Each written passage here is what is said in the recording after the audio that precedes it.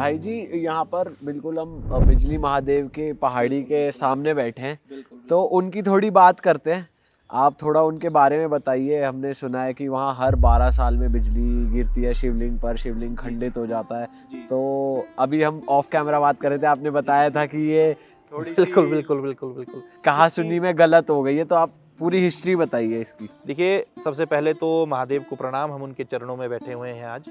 और सबसे बड़ी बात, जो ये 12 साल में जो आपने कहा कि बिजली गिरती है, ऐसा नहीं है। बिजली कभी भी गिर सकती है। अच्छा, बिजली कभी भी गिर शिवलिंग पे ही गिरेगी? बिल्कुल, वो शिवलिंग पे ही गिरेगी। कभी क्या हो सकता है कि मंदिर के ऊपर से आकर के बिजली शिवलिंग पे आ जाए, या मंदिर के बाहर एक ध्वजा है जिसको हम अपनी लोकल कुलवी लैंग्वेज में ध्वज भी कहते हैं, उस पर गिरती है और उसके माध्यम से दरवाजे को चीरती हुई अंदर महादेव के पास जाती है। अरे अच्छा, तो शिवलिंग पे जाती स्वयं है। एक्सेप्ट करते हैं उस चीज को। अच्छा, महादेव उस बिजली को स्वयं एक्सेप्ट करते हैं, खुद उसको अर्पित करते हैं कि किसी जनमानस का जो है नुकसान ना हो, इसको मैं अपने ऊपर ग्रहण कर रहा हूं, लोगों को संकट से बचाने के लिए, और दूसरा अपना प्रमाण देने के लिए कि आज भी मैं यहाँ पर जो है स्थापित हूँ। क्या आपने देखा कि यहाँ पे लास्ट बिजली कब गिरी थी? देखिए, अभी तो काफी समय से जो है बिजली नहीं गिरी है। अच्छा। परंतु बिजली गिरती रहती है। एक बार जो वहाँ के पुजारी हैं उनसे भी हमारी चर्चा चली थी। जो वहाँ पुजारी हैं वो कह रहे थे कि भाई हमारे दादाजी और परदादा के समय में भी जब यहाँ पे पूजा होती थी तो उनकी पूजा करती बार भी एक बार बिजली गिरी थी। पूजा करते करते ही और खंडित हुआ था शिवलिंग? शिवलिंग खंडित हुआ था। पुजारी जो उस समय के थे, उनके जो उन्होंने वस्त्र पहने थे उसमें हल्की सी जो है आग लगी थी, परंतु उनको कोई नुकसान नहीं हुआ था। तो ये भाई इसकी थोड़ी हिस्ट्री जानते हैं कि ऐसा क्यों है कि यहाँ पर बिजली गिरती है, और बिजली महादेव कैसे आए यहाँ पर? जी, देखिए, ये घटना जो है आपको काफ़ी मैं पीछे ले जाऊंगा। ये घटना जो है जलांधर दैत्य के नाम की घटना है। एक जलांधर नाम का जो है राक्षस था, वो कैसे उत्पन्न हुआ, ऐसी क्या नौबत आन पड़ी कि महादेव को उसका वध करना पड़ा। असल में राक्षस तो अत्याचारी होते हैं, पर फिर भी ऐसा क्या हुआ, इस घटना की मैं आपको एक क्रम सुनाता हूँ। ये क्या है, जब महादेव को एक क्रोधाग्नि जो है महादेव की उत्पन्न होती है, और महादेव की जो क्रोधाग्नि जो है वो त्रिनेत्र, जो महादेव का कहते हैं ना नेत्र, जो तीसरा नेत्र है, उससे एक अग्नि उत्पन्न हुई। उससे जब अग्नि उत्पन्न हुई तो उसको महादेव ने समुद्र में जाकर के जो है छोड़ दिया, क्योंकि उसका कोई पार नहीं पा सकता था। धरती पे छोड़ते तो वहां वो चीज ध्वस्त हो जाती, आकाश में छोड़ देते तो कुछ ना कुछ और वहां पे दिक्कतें आती।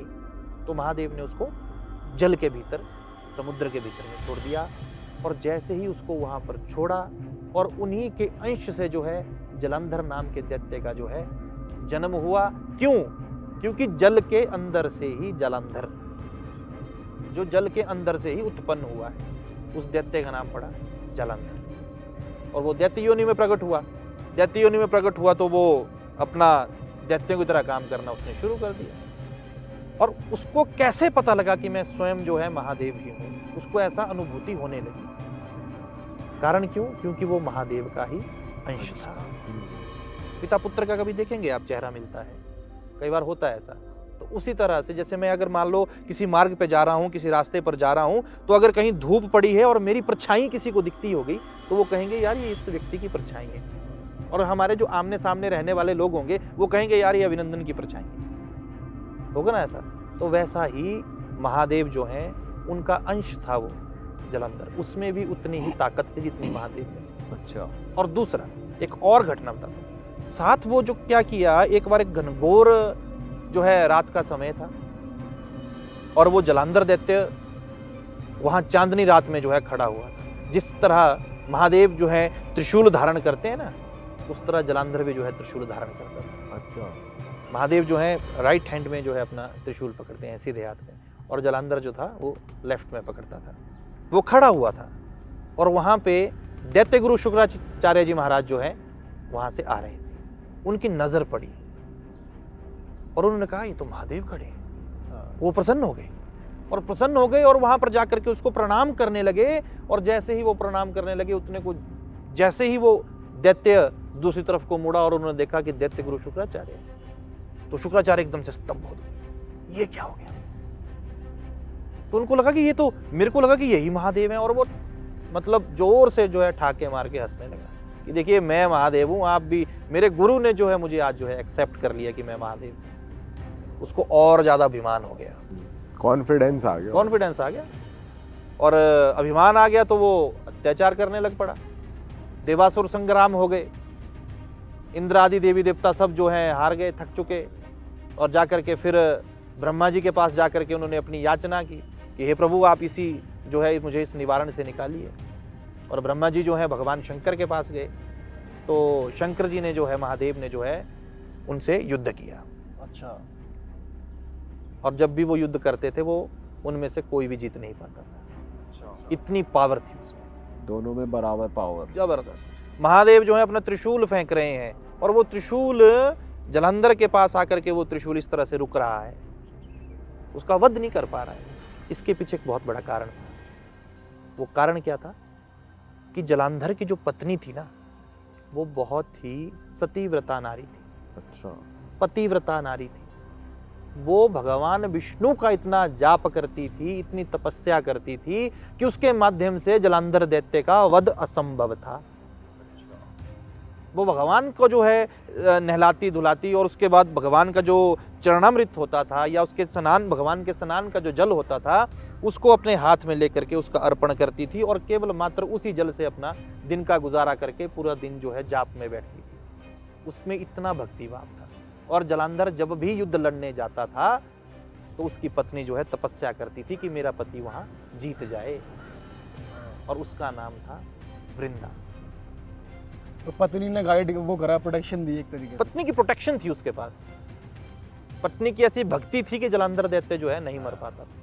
तो सब भगवान विष्णु के पास गए और उन्होंने याचना की कि हे प्रभु आपकी वो तपस्या करती है, आपका वो जाप करती है, तो कृपया आप जो है मुझे इस निवारण से बताइए, क्योंकि जलंधर ने तो बहुत अत्याचार मचा दिया। भगवान विष्णु एक छल रचते हैं, छलियाँ तो है ही हैं शंकर, ये हमारे नारायण जी, परंतु भगवान जो है, देखिए अगर भगवान ने छल रचा तो भगवान ने अच्छे के लिए सब चीज़ें की, ताकि जनमानस का भला हो सके, देवी देवताओं का भला हो सके। अपने निजी कोई निस्वार्थ भाव, इस निस्वार्थ भाव से उन्होंने हर काम किए हुए हैं, अपने निजी काम के लिए उन्होंने कुछ नहीं किया, क्योंकि भगवान तो सबका भला चाहेंगे। तो उन्होंने एक छल रचा और वो जलंधर का रूप धारण करके जो है उसके महल में गए, और वहाँ पे उनकी पत्नी जो है वृंदा वो पूजा कर रही थी जलंधर दैत्य की, और वहाँ महादेव के साथ उनका युद्ध चला हुआ था। ठीक है, आप ध्यान से समझिएगा। हाँ। और उन्होंने कहा कि हे वृंदा, मैं युद्ध जीत करके आ चुका हूं, तो कृपया आप अपनी पूजा को छोड़ करके खड़े हो जाइए। और जैसे ही वो देखती है कि मेरे स्वामी जो हैं मेरे समक्ष जो हैं आ चुके हैं, और वो जो है खड़ी हो जाती है, और खड़े हो जा करके वो उनको प्रणाम करती है, उसकी पूजा जो वहाँ पे टूट जाती है, और महादेव अपने त्रिशूल से जलंधर दैत्य का वध कर देते हैं। अच्छा। और जैसे ही उसका वध होता है तो उसका कटा हुआ सिर जो है वृंदा के सामने एकदम से वहां पर आता है, और वो देखती है कि ये तो मेरे पति का सिर है, और ये जो सामने खड़ा है ये भी मेरा पति है। और वो पूछती है कि आप कौन है, अपने देश में आइए। और वो देखती है ये तो स्वयं नारायण है, और वो कहती है कि आपने मुझे पाषाण बना दिया पत्थर की तरह, और वो श्राप दे देती है भगवान नारायण को कि आप जो है पत्थर के हो जाएंगे। और भगवान विष्णु उसी समय पत्थर के हो जाते हैं। वो कौन से पत्थर के हो जाते हैं? जिसको आज की डेट में भी हम शालिग्राम के रूप में पूजते हैं। वो शालिग्राम जी महाराज हैं जिनको हम पूजते हैं, शालिग्राम जी को, तो भगवान विष्णु वो हैं। और फिर सभी देवी देवताओं के आग्रह से भगवान को पुनः वृंदा जो है वैसा कर देती है, परंतु वृंदा इतनी जो है सतीव्रता नारी थी कि वृंदा स्वयं उसी जो है ध्वस्त हो जाती है, और वो भस्म हो जाती है अपने अग्निताप से, और वो जो है तुलसी का रूप धारण कर लेती है। तो आज की डेट में हम अपने घरों में तुलसी भी लगाते हैं, जो हमारी नेगेटिविटी को दूर करता है, क्योंकि उसमें बहुत पावर होती है। तो वो वृंदा थी। तो आज शालिग्राम जी से उनका विवाह भी कराते हैं, परंपरा है ये। तो आपने बात पूछी थी बिजली महादेव की, तो ये वो जलंधर दैत्य है जिसका महादेव ने संहार किया था, वो यही जगह है। तो यहाँ बिजली क्यों गिरती है? देखिए बिजली जो है, मैं बताता हूँ क्या हुआ। जब वृंदा को ये पता लगा कि मेरे पति जो है मर चुका है, तो उनके शरीर से कहते हैं कि बिजलियां काफी उत्पन्न होना शुरू हो गई। अच्छा। और इंद्र को भगवान ने आदेश दिया था, देवराज इंद्र को महादेव ने जो है आदेश दिया था कि भाई जलांधर दैत्य का जो वध करना जो है असंभव था, तो मैं स्वयं इसके माथे पर बैठ रहा हूं, और जब भी आपको ऐसा अनुभव हो कि जलांधर रूपी दैत्य अभी भी कहीं जो है कुछ ना कुछ हरकत ले रहा है, तो तुम जो है मुझ पर बिजली गिराते रहना। अच्छा। ओ। ये भगवान का एक आदेश है इंद्र के लिए, क्योंकि जलांधर को मारना कोई इतना आसान नहीं था। आज भी जहां पर वो शिवलिंग है उस जगह का नाम मथान है। बिजली महादेव की जो जगह है उस जगह का नाम मथान है। मथान यानी हमारा मत्था, जैसे उदाहरण के तौर पे माथा। तो महादेव स्वयं मथान पे बैठे हुए हैं। और एक गांव साथ में ही जो है नीचे को पड़ता है, उस गांव का नाम है ब्रैण। ब्रैण उसकी बोहें हैं। अच्छा। ये जगह एक और है, छोटी सी बात कहूंगा। ओल्लड़ उसके कान है, ओल्लड़ उसकी जो है पीठ है, छमाण उसके कान है। तो ये वो पार्ट्स है जो उसके त्रिशूल शरीर में लगने थे, के बाद गिरे थे उसके जहां पर गिरे थे वहां पे नाम दे दिए उन बिल्कुल। जगहों को। और ये उसका शरीर है। ये जो आप पूरा पहाड़ देखते हैं, ये जलांधर दैत्य का शरीर कहा जाता है। अरे जीभ उसकी जिया है, यहाँ जिया गांव है नीचे, अच्छा। और जमानी गांव नीचे है, वहां उसकी जड़ें हैं। ये पूरा, और हमारा जो एक, ये तो मैंने आपको एक शास्त्रानुसार जो है एक बात बताई, और जो हमारे यहाँ पे एक कुल्लवी भाषा में जो एक जनश्रुति है, लोगों का मानना है, तो वो कहते हैं कि जलांधर जो है एक सांप के रूप में भी एक राक्षस था। उसका आधा शरीर मानव का और आधा जो है पीछे से सांप का था। उसमें क्या था कि वो यहाँ पे कुंडली मार करके बैठ गया था, और वो यहाँ पे पानी को रोक रहा था, और इस पूरे पहाड़ को जलमग्न करना चाहता था। ऐसी भी मान्यता है। तो भगवान ने उसका वध किया है। और एक चीज और, जब वो बिजली गिरती है, तो बिजली गिरती है तो जो है भगवान का शिवलिंग जो है खंडित हो जाता है। फिर पुजारी को सपना आता है कि वो टुकड़े शिवलिंग के कहाँ गिरे हैं।